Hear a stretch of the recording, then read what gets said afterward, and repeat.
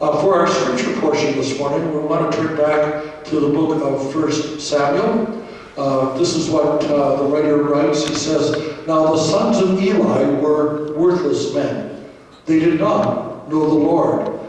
The custom of the priests with the people was that when any man offered a sacrifice, the priest's servant would come while the meat was boiling with a 3-pronged fork in his hand.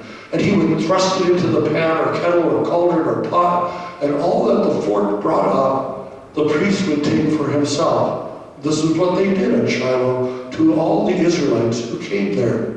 Moreover, there was, before the fat was burned, the priest's servant would come and say to the man who was sacrificing, 'Give meat for the priest to roast, for he will not accept boiled meat from you, but only raw.'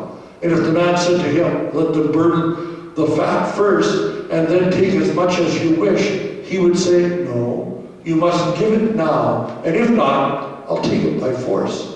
Thus the sin of the young man was very great in the sight of the Lord, for the man treated the offering of the Lord with contempt. Samuel was ministering before the Lord, a boy clothed in a linen ephod, and his mother used to make him a little robe and take it to him each year when she went up with her husband to offer the yearly sacrifice.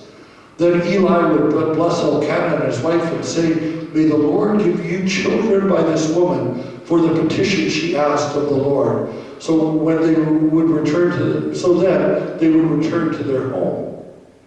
Indeed, the Lord visited Hannah, and she conceived and bore 3 sons and 2 daughters. And the young man Samuel grew in the presence of the Lord.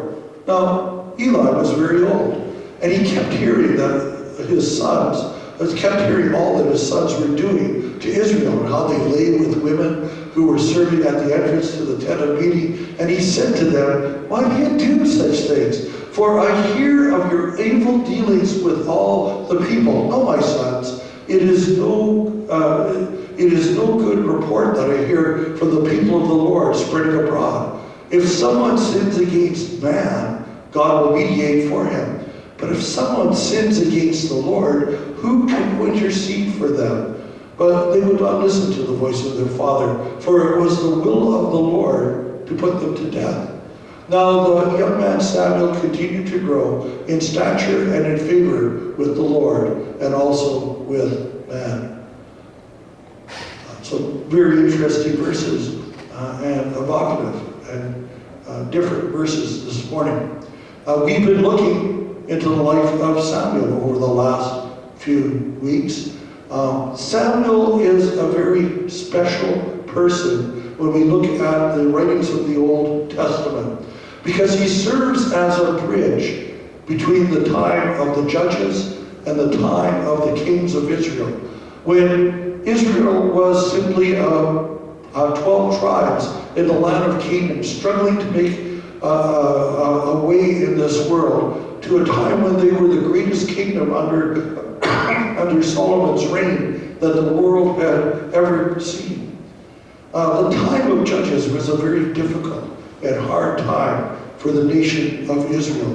They came into the land that God had promised them, but it wasn't a simple fit. It wasn't just that they came and they received and everything was good. They had to trust God. They had to physically work to make sure that they received from God the fullness of his blessing. And so each tribe was there to try and clear land, to try and farm, to try and look after their own estates, to try and look after their own families.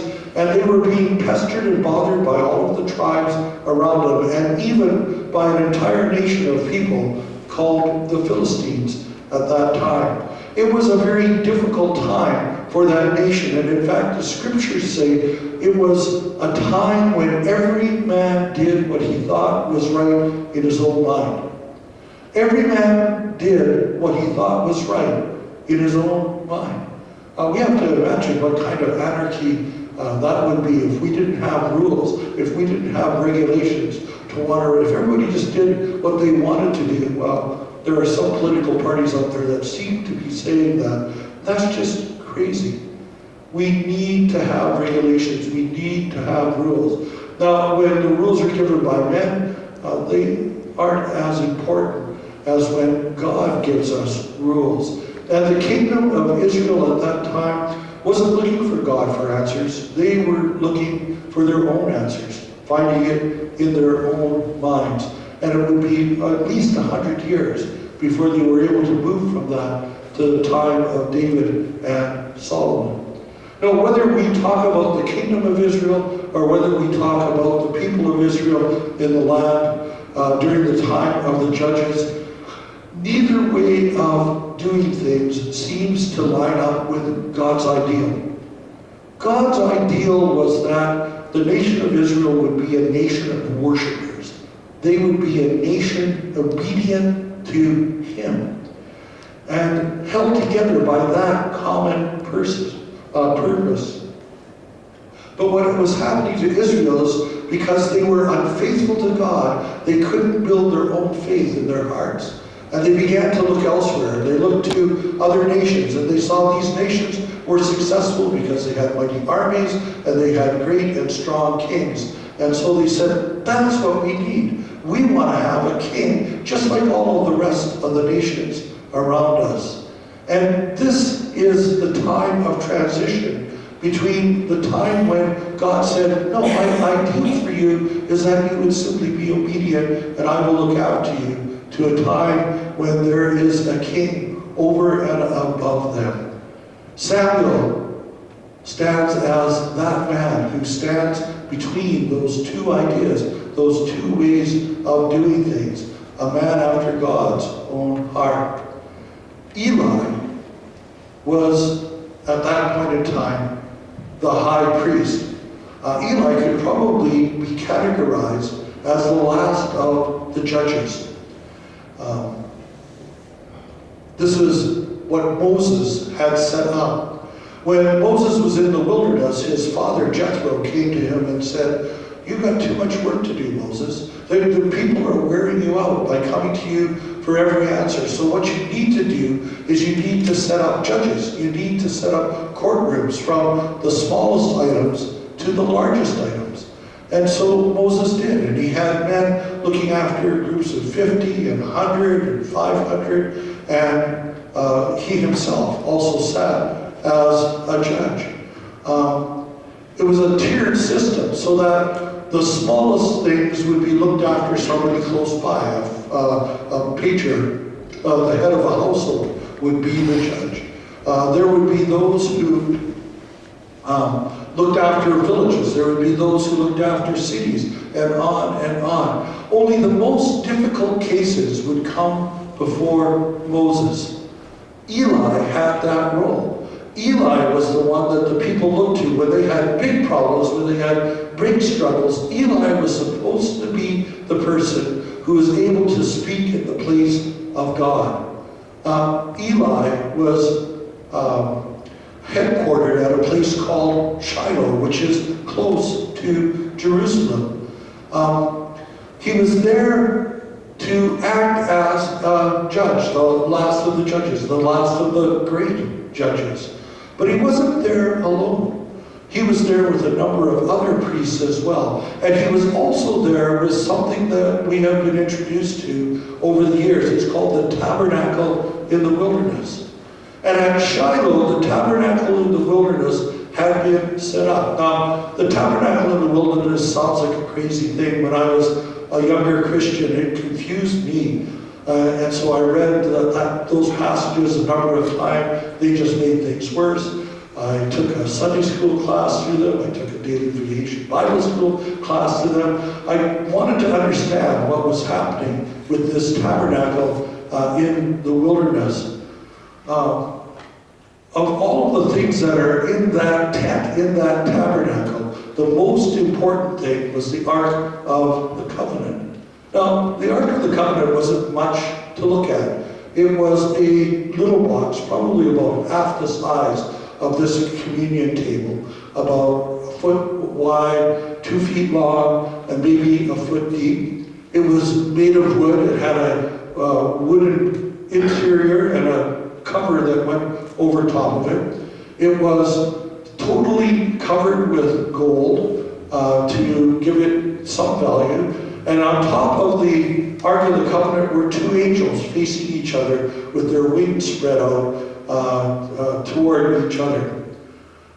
It was such a sacred object of worship that no one was allowed to touch it. In fact, when they had to move it, they had really long poles that they would take and sling through little rings on the Ark of the Covenant and picked it up and walk with it. There are times when people would reach out to steady it and they would die because of touching the Ark of the Covenant. It was a very important and very special part of the worship of the nation of Israel.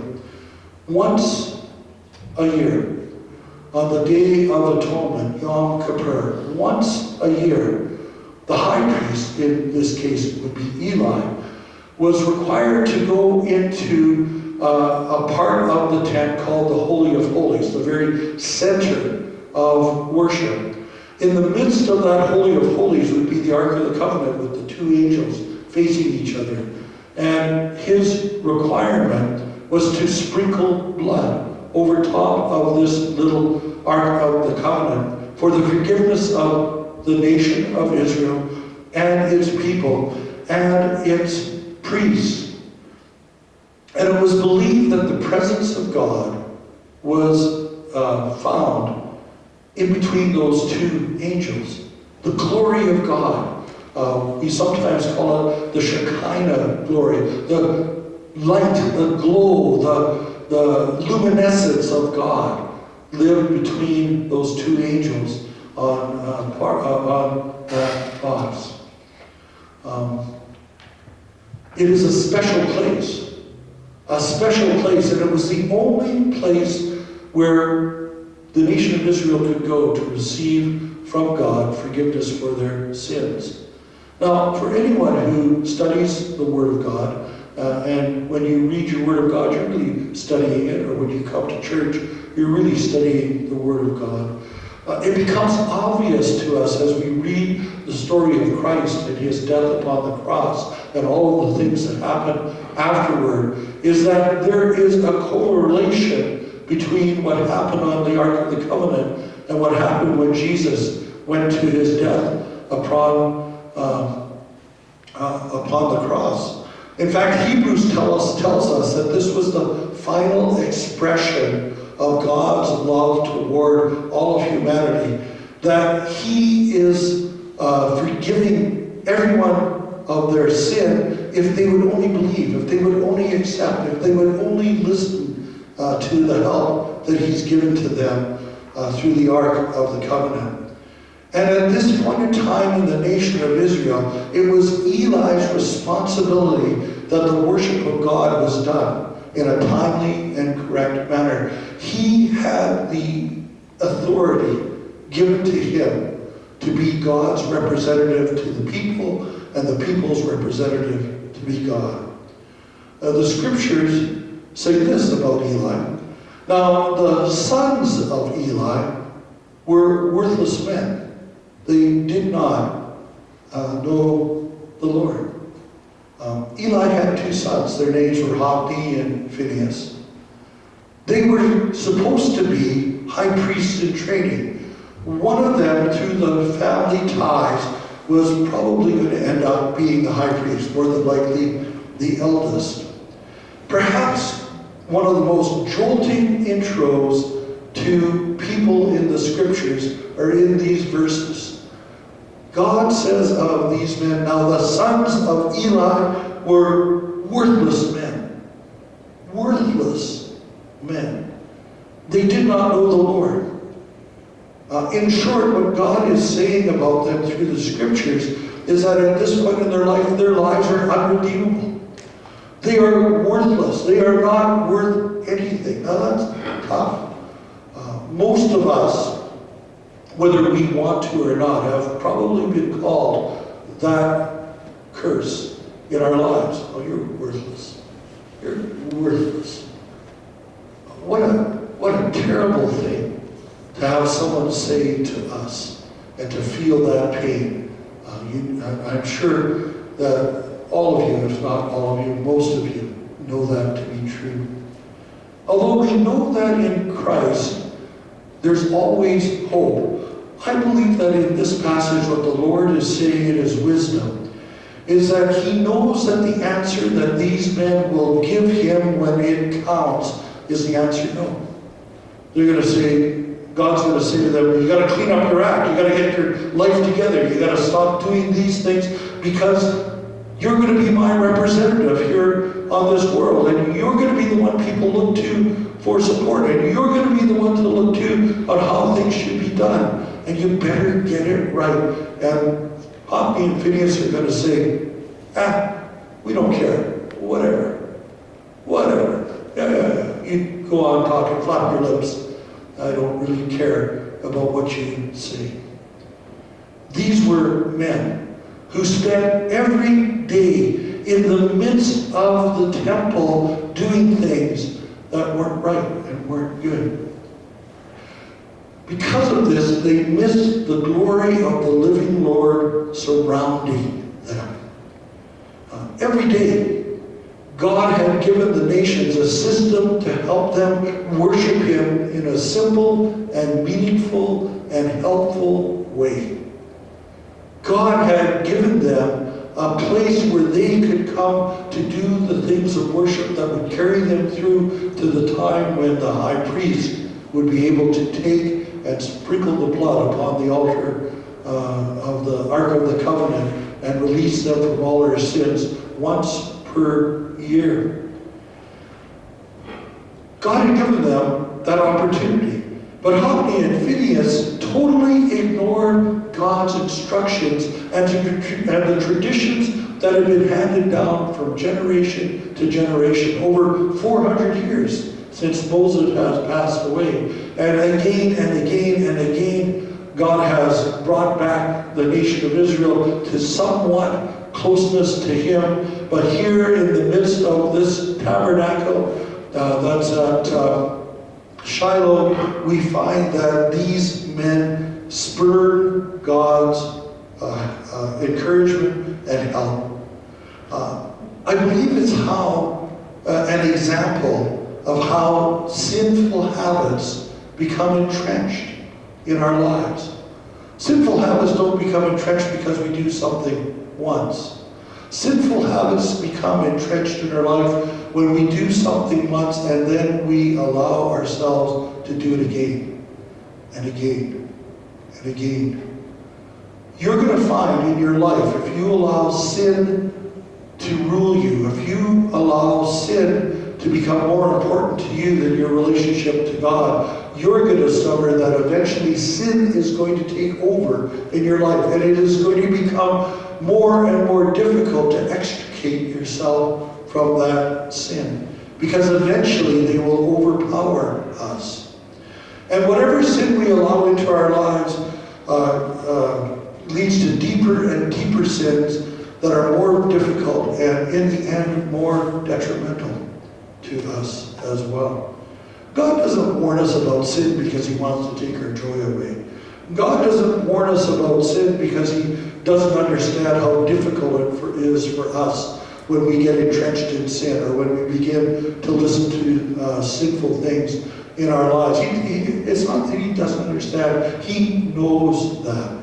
And the reason why He wants us to live lives that are pleasing to Him is because if we can please Him, He's going to make our lives a pleasure and not a stressful, awkward time. I don't know about you, but I've had those times in my life when I've struggled with sin. And as I've struggled with sin, I discover it puts a blockade between me and my God. It puts a blockade between me and the things that I want to do for Him. And it puts a blockade between me and the joy that He wants me to have. These sons were all set to take the nation of Israel deeper and deeper and deeper into sin because they were worthless men. And they were worthless to God because they did not know Him. They didn't believe in Him. They didn't care about Him. Where's your God? I don't see Him around. He's supposed to be able to take on everybody and beat everybody up. Where is he? We don't see him. Into the midst of all of this, we see Samuel. Samuel finds himself thrust into this very mixed up environment. How come Samuel is able to weather the storm of all that is around him? Well, verse 18, it's almost as if Samuel is the only one willing to do the things in obedience of God. It says, Samuel was ministering before the Lord. A boy clothed in a linen ephod, and his mother used to make for him a little robe and take him each year when she went up with her husband to offer the yearly sacrifice. Samuel finds himself as a little man, a little boy, alone, away, separated from his mom and his dad and his family, separated and put into the midst of this high priest named Eli and his two sons, and they don't get along very well. And he's being asked to do things. But I think he's wise enough to do the things that God requires of him, and not the things that perhaps Hophni and Phinehas were trying to get him to do. You know, I've talked to many people over the years. A lot of them find themselves in toxic environments, whether it's at work or at home or in other things. People are being lied to and lied about. They're feeling pressure to do certain things in certain ways, to do things that are not always legal or not always ethical. They are mistreated in what they do, no matter how hard they work. The other person who's working with them gets the bonuses, gets the promotions, and all of those kind of things. And it goes on and on.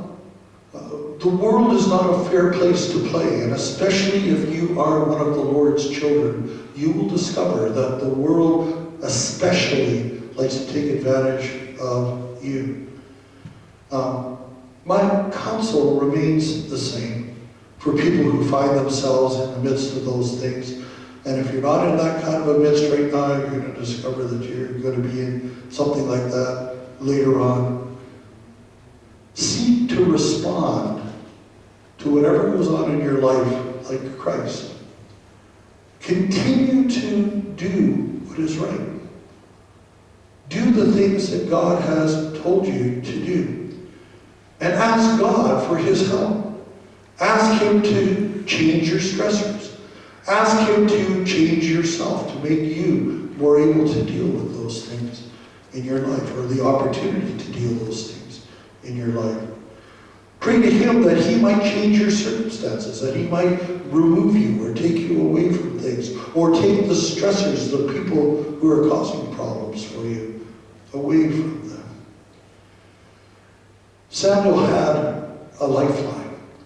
That lifeline came from his father and his mother and his family. Every year they went up there to say to him, hey, we got your back. Hey, we want you to do what is right, because son, I prayed and I prayed and I prayed and I dedicated you to the Lord, and when you finally came into this world, when you finally became alive, I gave you to God again.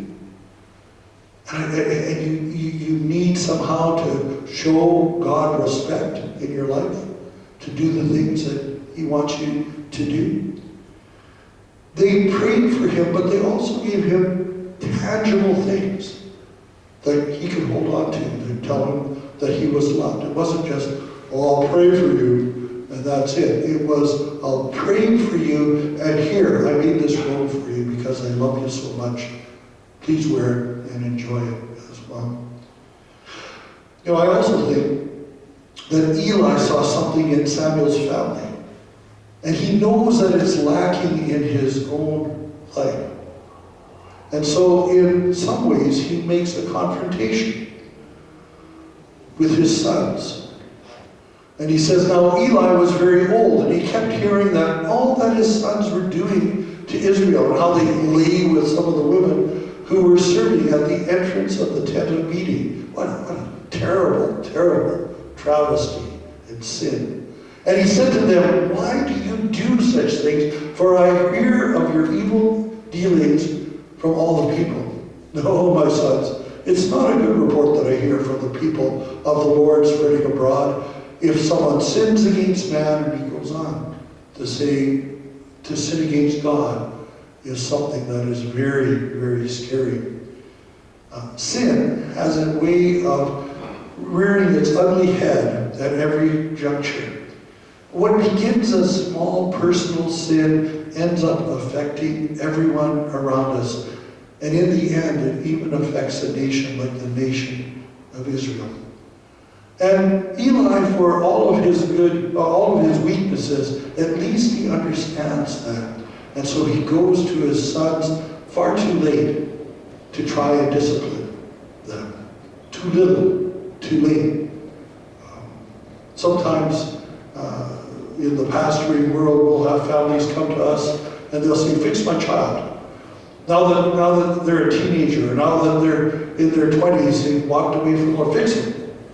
And it's like, what about you? What have you done to help that child through the years? This is a case, a clear case of too little, too late. They've never listened to their dad. They never had to listen to your dad. A little bit later in a future message, we're going to find that Eli not only lacked moral credibility, but it will show how soon his own feelings make his words thin and ineffective in the eyes of his son. He becomes the ultimate hypocrite. Well, why should we believe you? Look at you. Look at the things that you do. Look at your heart. The words that you say to us, the way you treat mom, whatever else might be out there. Children are so intuitive and so clear-minded on that. They see right through us. They know. One of the reasons why churches lose their youth is because they don't see the Lord in the adults in the church. And they go elsewhere. A few years ago, we were having a conference in the small town that we were a part of, and we brought in a big-time speaker, a fellow named Doug Weiss, who is involved in counseling at the highest level in evangelical circles. I had the opportunity to pick him up at the airport and drive him the 2-hour trip back to our small town. Got to know him a little bit. At that time, he was dealing with one of the largest or the most successful people in the evangelical world who had fallen into sin, and he was seeking to try and to get him some counsel and some help. He was one of the 3 people who were given the task of helping this guy remain accountable. It didn't work. The guy ended up doing more and more things more and more badly. Sin changes us, and it changed him. But one of the things I talked to him about was godly leadership. And godly leadership requires the followers of God. And I was shocked when he said this to me. He said, in order for my organization to function properly the way it needs to be, we require everyone on our team every year to take a lie detector test. And I thought to myself, ooh, what does that say about us as the Lord's? As the church and as Eli, the high priest, we're meant to be a bridge between God and his creation. And I wonder, how would we grade ourselves? And what about our families? How would they grade us? What about our fellow workers? What about our neighbors? What about our friends? And ultimately, what about our God? How would he grade us? Now, I personally, I look at that whole idea of lie detectors. We're going a little bit far for me. We shouldn't have to. Our word should be our bond, and our lives should be the object of our faith. May the Lord bless his word to us today.